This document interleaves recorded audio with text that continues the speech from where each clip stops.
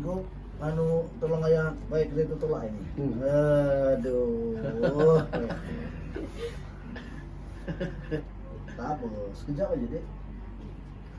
Apa adik berani? Macam abang. Diam ini. Dia diam je. Tenang dulu. Dah jadi jerit. Dia tahankan aja. Dia tahan je. Tapi dia sunat dia juga. Dia yang ni. Ya.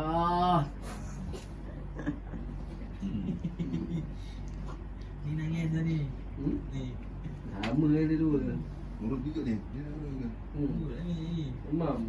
Oh, demam. Oh, dia tak baik-baik batuknya teruk. Batuk. Dia ada urut sekali jalan. Senang.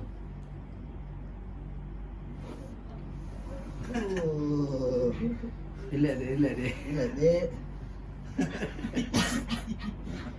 Dari mana? Dia dah berenang ni. Tak terbang. Tenang ni.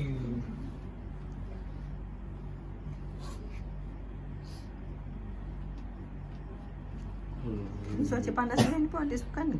Dia sukan? Ya. Kenapa tak dia anu ya? Tak tahu cikgu ni. Dia tanggung saya. Ha? Cikgu tanggungan. Ya. Tangguh? Senaman-senaman semua tak ada patutnya kan? Tangguh ada nak tangguh? Oh, mestilah. Ni cuaca macam ni bahaya. Tidak nak cuti je. Sekolah cuti. Alah sukan tu tak apa nanti-nanti. Nanti boleh. Sedap. Relax. Jadi jadi pampau lagi. Relax. Pampau bonus. Yang semput Hmm? Yang semput yang mana? Tak ada. Oh, tak semput, cuma batuk je. Batuk. Relax dek. Oh, yang main bola yang mana? Main bola. Oh, yang tu.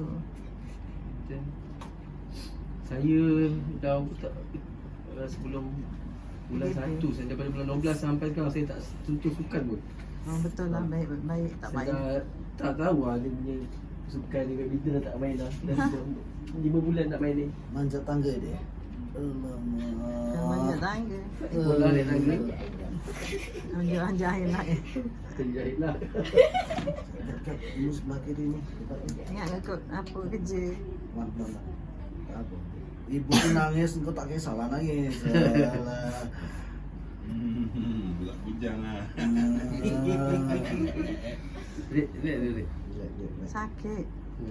Abang pandai cakap Dek. Abang tak lagi dulu lah. Lenting. Jatuh ke ni? Tak, Kadang-kadang budak-budak kan main lasak kan. tak tahu lah dia kat sekolah jatuh ke tak. Kadang-kadang main bola ke apa kan Dia cakap. terjatuh. Alah itu biasalah kalau main bola jatuh kan. Kalau main bola jatuh tak apa. Sebelah kiri ni.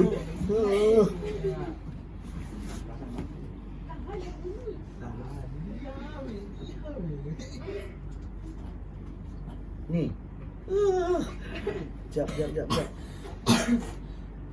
Cilok dulu sebelah sini biar tak sakit. Air mati dah berakhir. Dia tahan ya. Tahan ni. Tak, itu apa ni yang dia anunya tu sampai teruk agaknya.